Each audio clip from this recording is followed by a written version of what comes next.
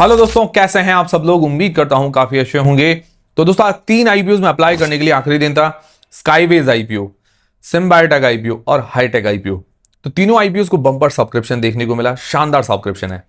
अब इस आईपीओ के अंदर हमारे अलॉटमेंट की चांसेस कितने हैं, 100 में से कितने लोगों को इसका अलॉटमेंट मिल सकता है, सब्सक्रिप्शन कैसा मिला है, लेटेस्ट ग्रे मार्केट का प्रीमियम क्या चल रहा है, वो हम जानेंगे।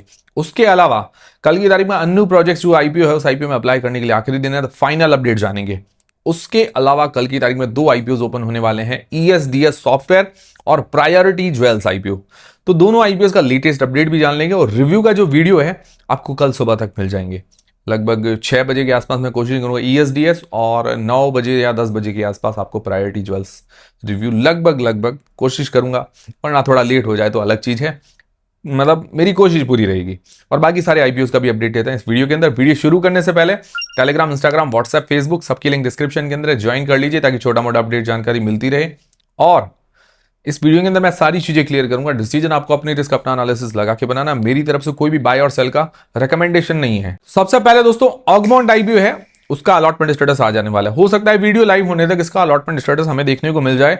इसका जो अलॉटमेंट स्टेटस आएगा लिंक्डइन टाइम MUFG की वेबसाइट पर। लिंक्डइन टाइम्स का रजिस्ट्रार है और आज 27 अगस्त को इसका अलॉटमेंट स्टेटस हमें देखने को मिल जाएगा। अभी जीएमपी लगभग 40% के आसपास है, 320 रुपए पर शेयर। आप में से किन किन लोगों ने कौन कौन सी कैटेगरी में अप्लाई किया मुझे कमेंट करके जरूर बताइएगा। मैंने 6 लॉट रिटेल कैटेगरी के अंदर अप्लाई किए हैं। किसी एप्लीकेशन में मैं 2 लॉट भी अप्लाई किए हैं।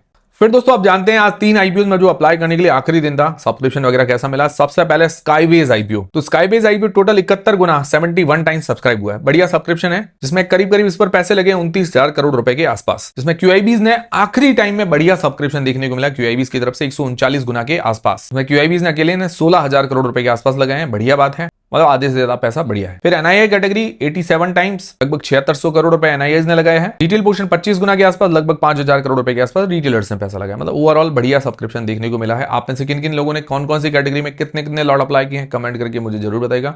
मैंने 6 लॉट रिटेल कैटेगरी के अंदर अप्लाई किए हैं। ओवरऑल सब्सक्रिप्शन शानदार है। अब इसके अंदर हमारे अलॉटमेंट के चांसेस जान लेते हैं। जो बिग HNI कैटेगरी के अंदर चांसेस नजर आ रहे हैं लगभग 6% के आसपास, जो 10 लाख से ऊपर की एप्लीकेशन है। फिर स्मॉल HNI कैटेगरी जो 2 से 10 लाख के बीच की है, उसके अंदर 1.5 से 2% जैसे चांसेस हैं। रिटेल कैटेगरी के अंदर 5% जैसे चांसेस नजर आ रहे हैं। लगभग आपको अप्रोक्सीमेटली बता रहा हूं। इसका अलॉटमेंट स्टेटस बिग शेयर की वेबसाइट पर कल की तारीख में 28 अगस्त को देखने को मिलेगा। और इसकी जो GMP है 33%, 33% के आसपास चल रही है, लगभग 45 रुपए पर शेयर।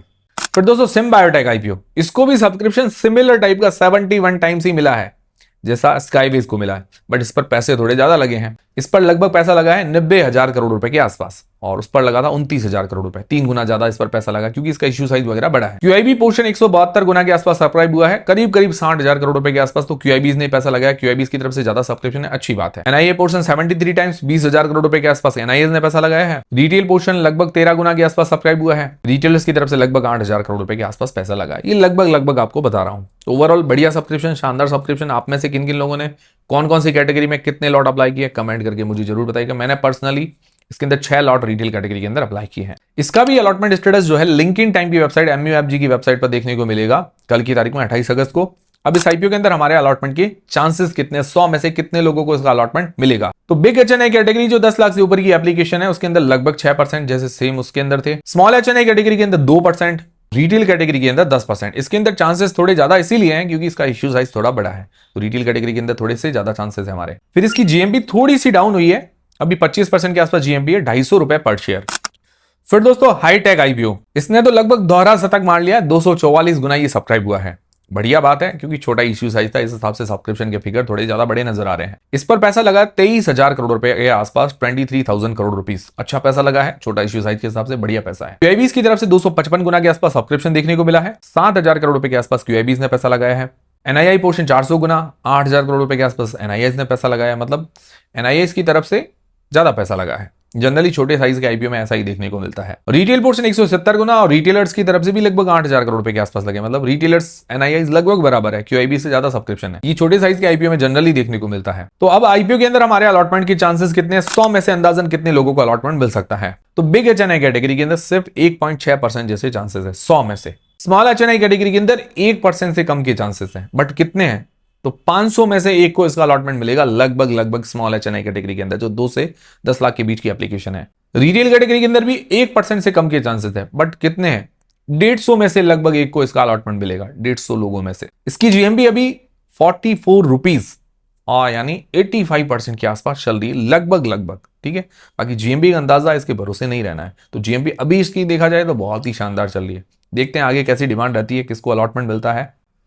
तो ये हो गए तीनों आईपीओ के अपडेट्स। अब दोस्तों जो अनु प्रोजेक्ट्स आईपीओ कल की तारीख में आखिरी दिन है, तो फाइनल अपडेट जान लेते हैं। ठीक है, मैंने आपको बताया डिसीजन आपको अपनी रिस्क अपना एनालिसिस लगा के बनाना है। तो लिस्टिंग गेन्स के हिसाब से हम जनरली 4 पैरामीटर्स देखते हैं सिर्फ रिस्क मापने के लिए, और अभी की कंडीशन में क्या डिमांड है वही देखते हैं। तो सबसे पहले सब्सक्रिप्शन। तो सब्सक्रिप्शन अभी अंडर सब्सक्राइब है टोटल 2 दिन के अंदर। टोटल 0.88 टाइम सब्सक्राइब हुआ, 153 करोड़ रुपए के आसपास लगे हैं।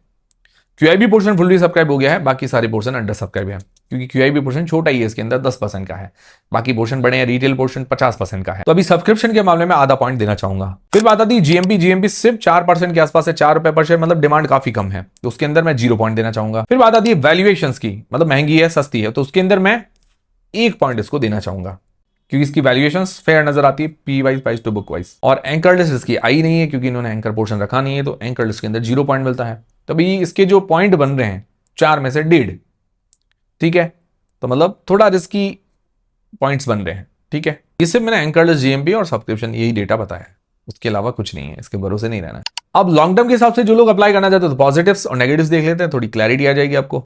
देखिए पॉजिटिव में ये है कि कंस्ट्रक्शन सेक्टर तो है, बट यूनिक सेक्टर है थोड़ा, जैसे टेलीकॉम, सीवरेज, फिर गैस पाइपलाइन और रेलवे इलेक्ट्रिफिकेशन, और ज्यादातर इसका रेवेन्यू टेलीकॉम और सीवरेज लाइन से आता है। कंपनी के पास अभी 1000 करोड़ रुपए की ऑर्डर बुक है। फाइनेंशियली कंपनी ठीक नजर आ रही है, वैल्यूएशंस भी ठीक है, आरओई आरओसी वगैरह बढ़िया है।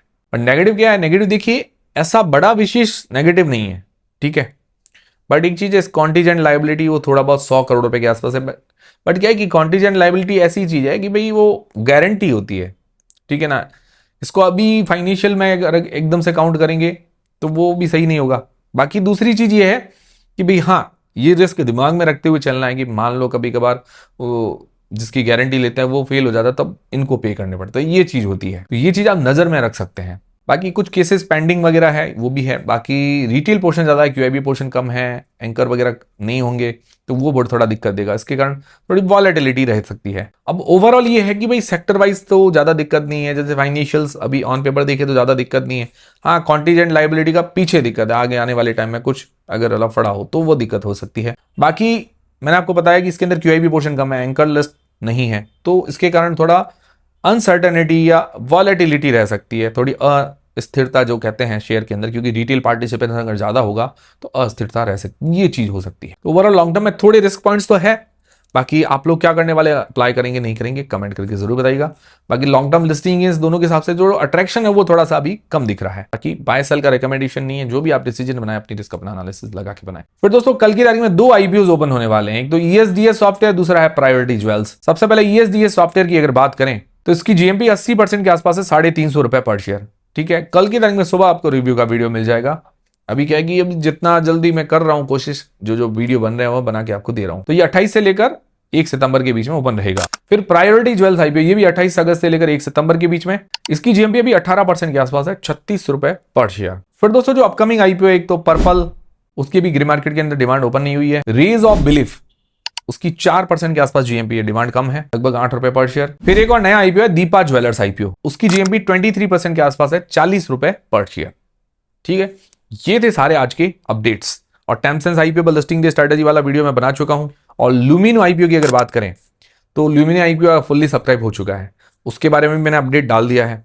ठीक है, उसकी जीएमपी 70% के आसपास है, लगभग आप मान के चले कि भाई 60 रुपए पर शेयर मान के चल सकते हैं। डिमांड उसकी भी काफी अच्छी चल रही है ल्यूमिनो आईपीओ की। ठीक है, ये पहले दिन फुल्ली सब्सक्राइब हो चुका है। तो ये थे दोस्तों सारे आज के अपडेट्स। उम्मीद करता हूं हमारा वीडियो, हमारी जानकारी आपको पसंद आएगी, हेल्पफुल रहेगी। हेल्पफुल रही तो वीडियो को लाइक जरूर करें, चैनल को सब्सक्राइब कर ले। मिलते हैं दोस्तों अगले वीडियो के अंदर।